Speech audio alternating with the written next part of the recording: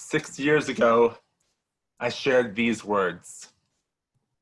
This is not the sermon I hoped to preach for my first Shabbat at Temple Emanu-El. You may remember war had just broken out in Israel. Rockets were being launched from Gaza. So instead of giving a feel-good, get-to-know-me sermon, I preached about the unfolding violence in Israel. Now, as I appear on your computer screen this evening, I share these words as your incoming Senior Rabbi. This is not the Senior Rabbi's report that I imagined sharing at my first congregational meeting. I would much rather be with all of you in our chapel, sharing my vision for the future of our synagogue.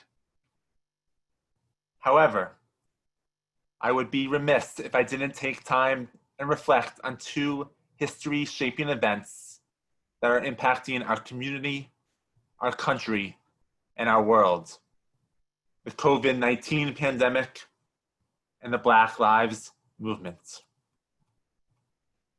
It's hard to fathom that just 3 months ago we hosted a raucous Purim carnival.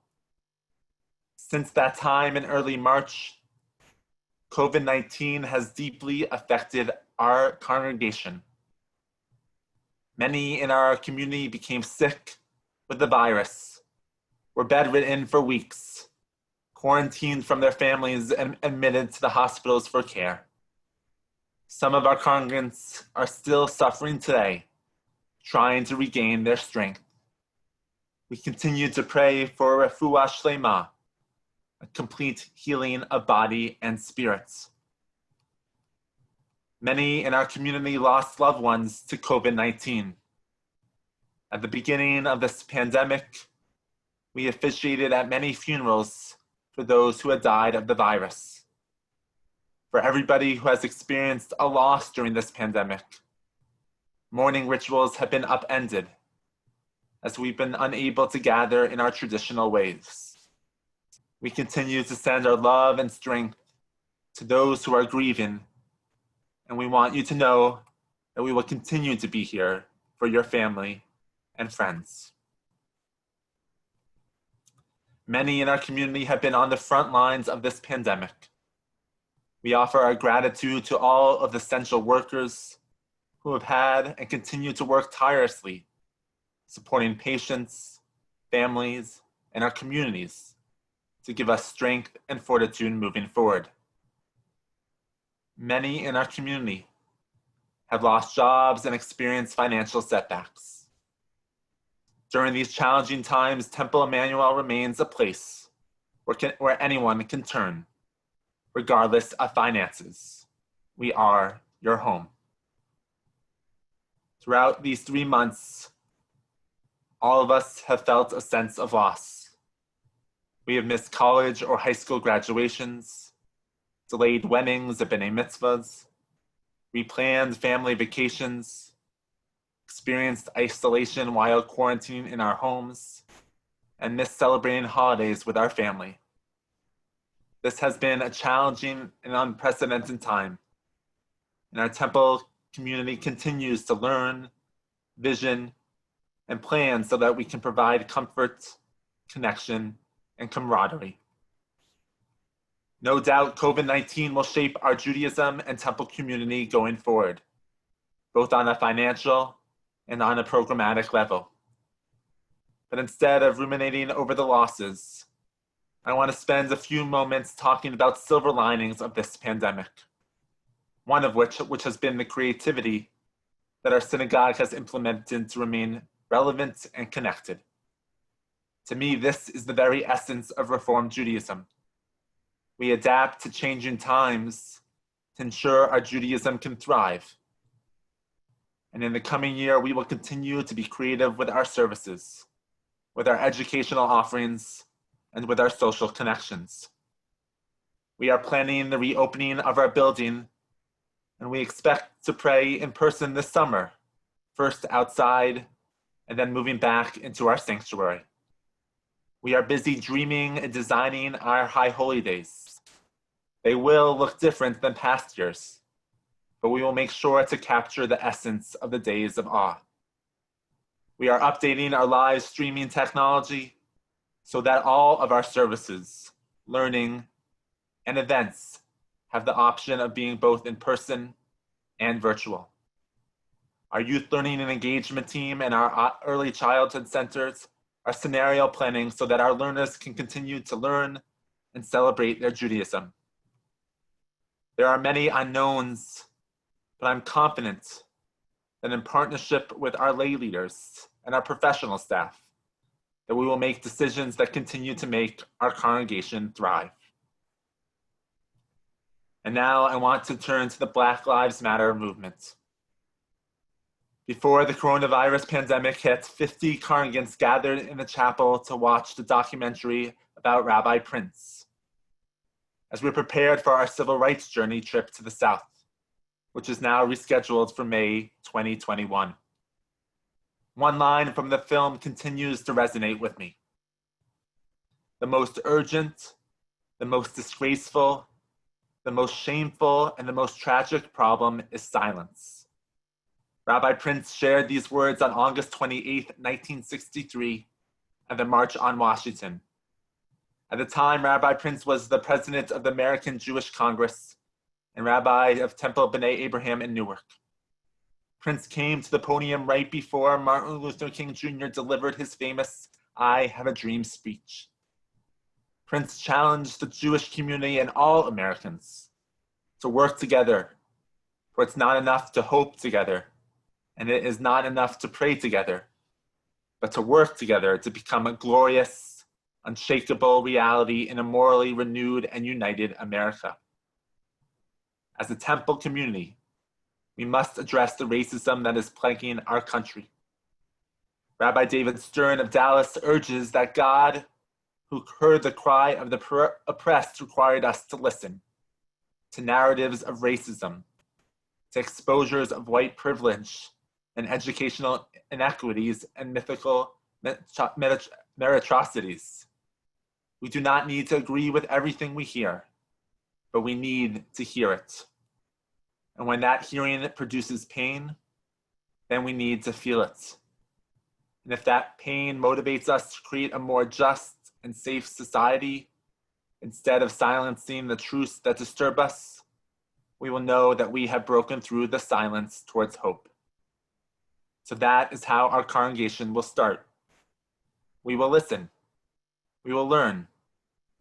And at times, I'm sure we will be uncomfortable.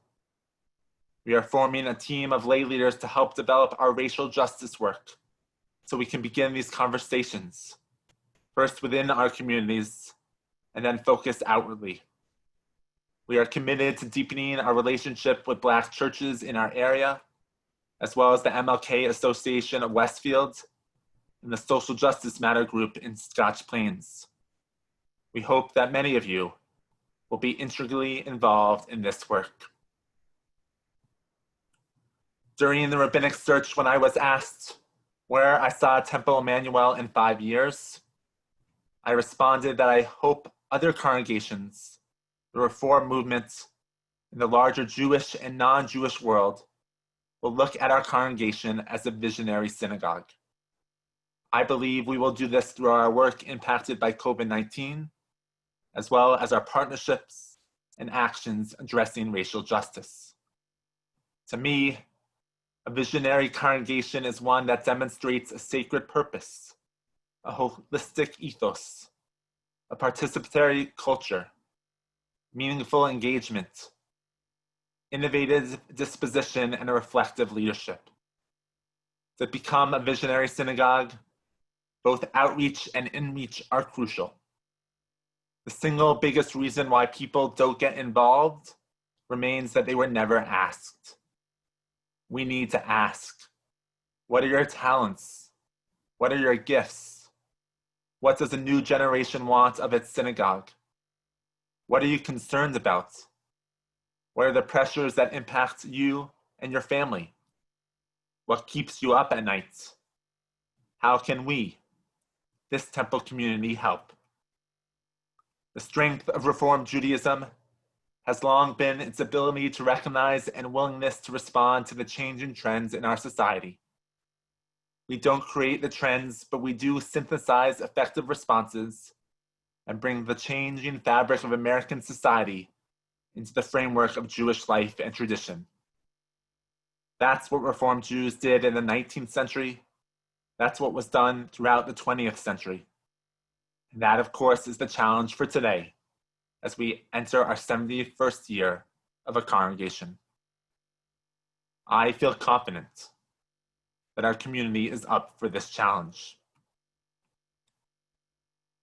Before I conclude my remarks this evening, annual meetings are good times to take stock of all that we have done this past year and express gratitude to those who dedicate so much time and effort on the business and welfare side of our congregation. To the outgoing board and executive committee, the past presidents and others who are still engaged, I express my thanks. A special appreciation to our soon-to-be past president, Mark Epstein, who I interviewed with 6 years ago, and he shared with me how engaged and warm this community is.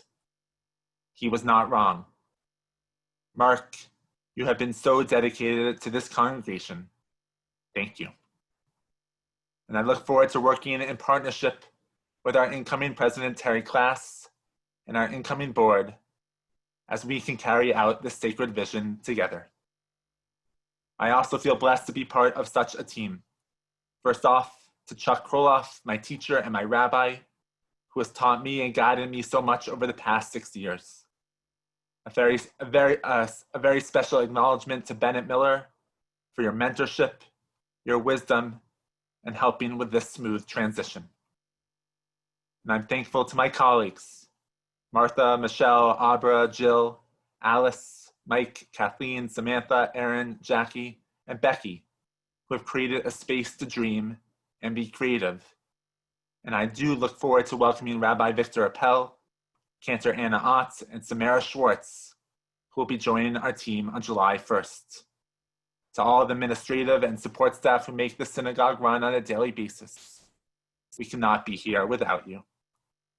To my family, Ariel, your support and your guidance is unmeasurable. And Caleb and Zoe, this experience is even richer with you, by my side or popping into the end of services.